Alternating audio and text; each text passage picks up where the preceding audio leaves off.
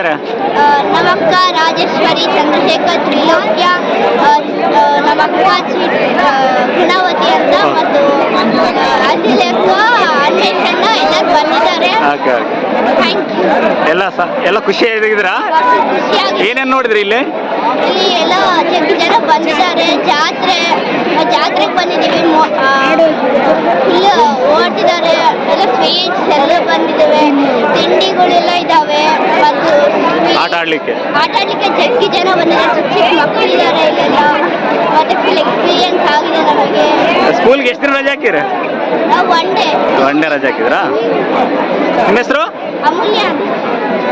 Madam ಹೇಳಿ madam, ಏನು madam ಈ ಜಾತ್ರೆ ವಿಶೇಷ?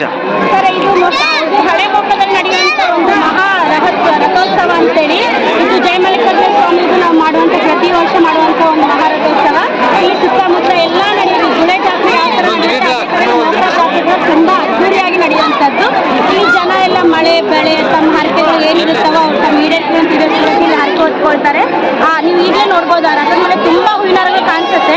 ಅವೆಲ್ಲ ಹರಕೆ ಹೂವಿನಾರಗಳು ಅಂತ ಹೇಳ್ತೀವಿ. ಯಾರಿಗೂ ಹರಕೆ ಹೊತ್ಕೊಂಡಿರ್ತಾರೋ ಅವ್ರದ್ದೆಲ್ಲ ಹರಕೆ ತೀರಿದ ಮೇಲೆ ಆ ಹೂವುಗಳು ತಂದು ಹಾಕ್ತಾರೆ. ಹಾಗಾಗಿ ತುಂಬ ಸುತ್ತಮುತ್ತ ಬೆಳೆ ಮಳೆ ಚೆನ್ನಾಗಿ ಬರ್ಬೇಕಂತೇಳಿ ಹರಕೆ ಹೊತ್ಕೊಂಡು ಎಲ್ಲ ಮಾಡೋಂಥ ನವದಂಪತಿಗಳು ಬಂದಿದ್ದಾರಲ್ಲ ಭಾಳ ಜನ? ಹೌದು, ನನ್ನ ಕಡೆಯಿಂದ ಬಂದು ನವದಂಪತಿಗಳು ಅಂಜಲಿ ಮತ್ತು ಹನುಮೇಶ ಅಂತೇಳಿ. ಇವ್ರು ಆ್ಯಕ್ಚುಲಿ ಆಂಧ್ರ ಇವ್ರದ್ದು.